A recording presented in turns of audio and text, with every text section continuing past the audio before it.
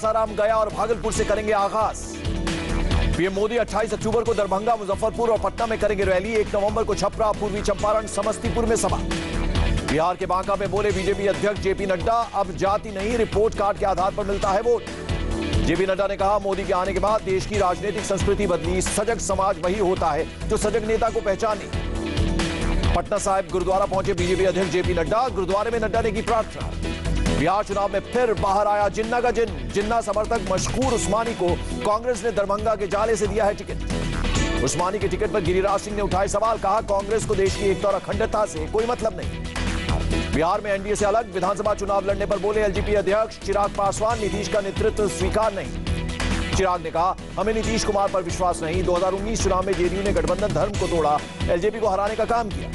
BJP के साथ seat को लेकर कोई चर्चा नहीं हुई। मेरे लिए सीट नहीं, बिहार फर्स्ट, बिहारी फर्स्ट का विजन प्राथमिकता है। पीएम मोदी की तस्वीरों को इस्तेमाल नहीं करेगी एलजेपी। चिराग ने कहा, पोस्टर की कोई जरूरत नहीं, मोदी जी हमारे दिल में है। चिराग का नीतीश पर निशाना, कहा कोरोना काल में नीतीश की छवि खराब हुई, उनकी लोकप्रियता समाप्ति की कगार पर आ गई। नीतीश पर चिराग ने लगाया जातिवादी होने का आरोप, कहा विधायक को मंत्री बनाने पर जोर दिया तो नीतीश बोले ठाकुर ब्राह्मणों के चक्कर में पड़े हो।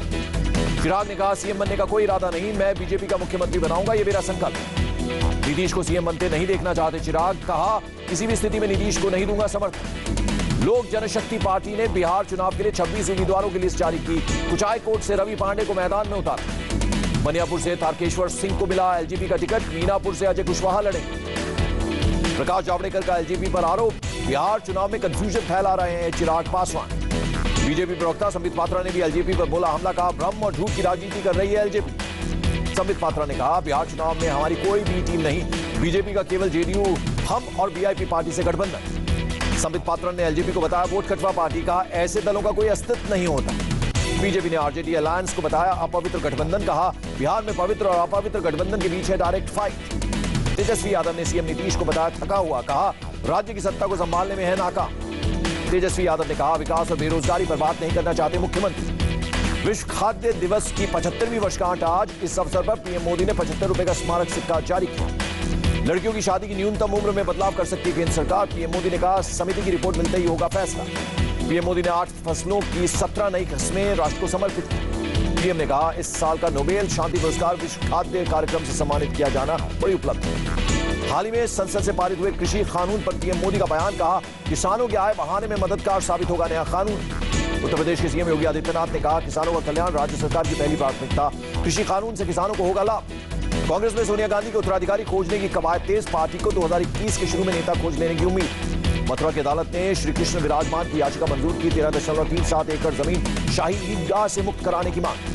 विदेश मंत्री एस जयशंकर का बयान, पाकिस्तान सरकार आतंकवाद को रोकने में नाकाम, ऐसे में पाकिस्तान से रिश्ते सुधारना बहुत कठिन। एस जयशंकर ने कहा, पाकिस्तान भारत के साथ सामान्य व्यापार नहीं चाहता, हमारे वीजा रिलेशनशिप भी नॉर्मल नहीं। 26-27 अक्टूबर को हो सकता है भारत अमेरिका 2+2 डायलॉग, जल्द आधिकारिक ऐलान की संभावना। भारतीय वायुसेना को मिलेगी राफेल की दूसरी खेप। नवंबर के पहले हफ्ते में 3 से 4 राफेल एयरफोर्स में शामिल होंगे।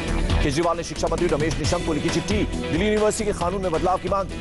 उत्तर प्रदेश में क्राइम पर योगी सरकार का प्रियंका गांधी पर निशाना, कहा सीएम साहब के पास स्पेशल सेशन का वक्त नहीं लेकिन फोटो सेशन चालू। हाथरस के बहाने दंगे भड़काने की साजिश की जांच करेगी एसटीएफ की स्पेशल यूनिट। चंदवा थाने में दर्ज मामला एसटीएफ की स्पेशल यूनिट के हवाले। योगी सरकार को बदनाम करने के लिए रची गई अंतर्राष्ट्रीय साजिश। जांच में पाकिस्तान समेत कई इस्लामिक देशों से फंडिंग का चक्र। फर्जी जानकारी, एडिटेड तस्वीरों और अफवाहों के जरिए पीड़ित परिवार को भड़काने का आरोप। जाति और सांप्रदायिक दंगे फैलाने की साजिश का भी आरोप। पीएफआई के गिरफ्तार सदस्यों से पूछताछ कर रही है एनफोर्समेंट डायरेक्टोरेट। पुलिस ने पीएफआई के 4 संदिग्धों को मथुरा से गिरफ्तार भी किया था। एसआईटी जल्द योगी सरकार को सौंपेगी हाथरस केस की रिपोर्ट। अधिकारियों की टीम ने जांच की पूरी। बलिया हत्याकांड का मुख्य आरोपी धीरेन्द्र सिंह अभी भी फरार। नामजद भाई देवेंद्र सिंह सहित 6 गिरफ्तार। पुलिस ने आरोपियों को पकड़ने के लिए बनाई 10 टीमें। पुलिस आरोपियों को पकड़ने के लिए लगातार कर रही छापेमारी।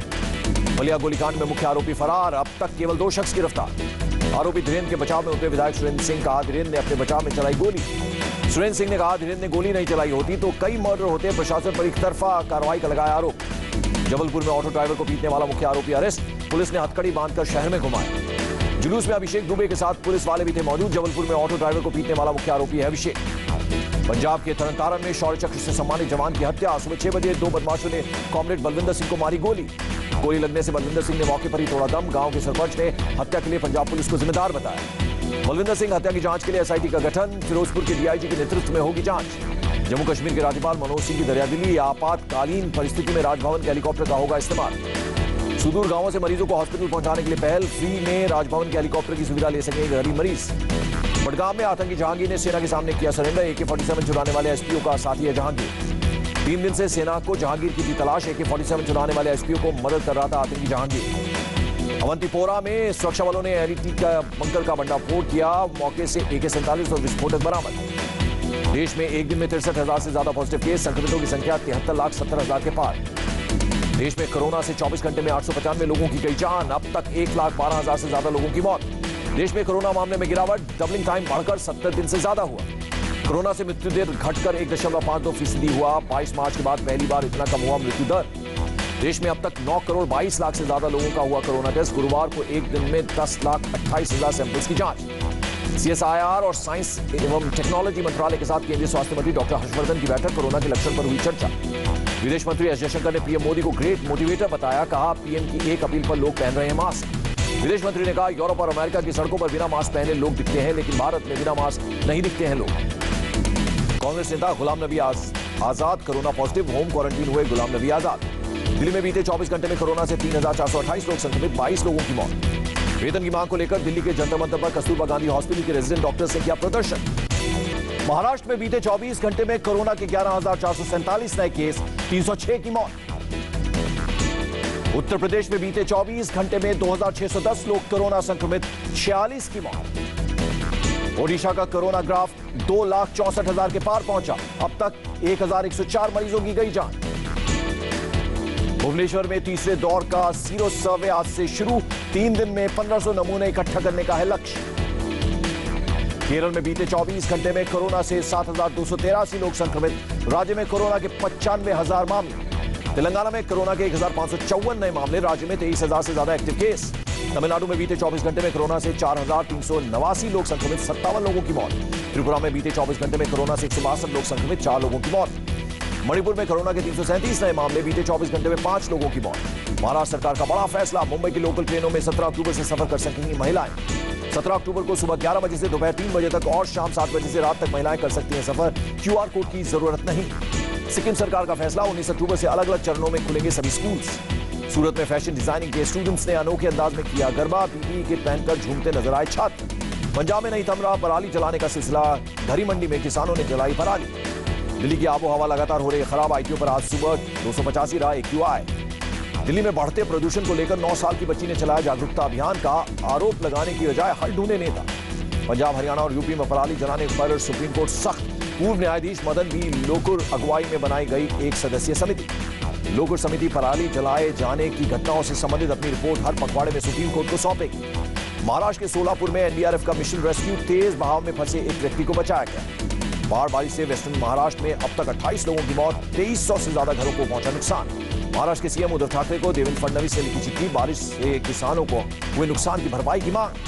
देवेंद्र फडणवीस ने तंज कसते हुए चिट्ठी में लिखा, अब सरकार घोषणा न करे, केवल मदद करे। अमेरिकी राष्ट्रपति डोनाल्ड ट्रंप ने जो बाइडेन को भ्रष्ट नेता बताया, कहा बाइडेन सिर्फ अपनी भलाई सोचते हैं। अफगानिस्तान के गोर प्रांत में बम धमाका, ब्लास्ट में 6 की मौत। थाईलैंड के पीएम ने पद से इस्तीफा देने से किया इनकार। वित्त मंत्री निर्मला सीतारमण ने वर्ल्ड बैंक और IMF के साथ की बैठक। निर्मला सीतारमण ने कहा कोरोना से लड़ने के लिए वर्ल्ड बैंक से भी मिलेंगे $45 बिलियन। डॉलर के मुकाबले मात्र 1 पैसे मजबूत हुआ रुपया, $1 की कीमत ₹73.35। बढ़त के साथ बंद हुआ शेयर बाजार, सेंसेक्स 255 और निफ्टी 83 अंकों की बढ़त के साथ हुआ बंद। शेन बॉन्ड ने कहा जसप्रीत बुमराह दुनिया के सर्वश्रेष्ठ तेज गेंदबाजों में से एक हैं। और दिनेश कार्तिक ने कोलकाता नाइट राइडर्स की छोड़ी कप्तानी, यॉन मॉर्गन बने नए कप्तान।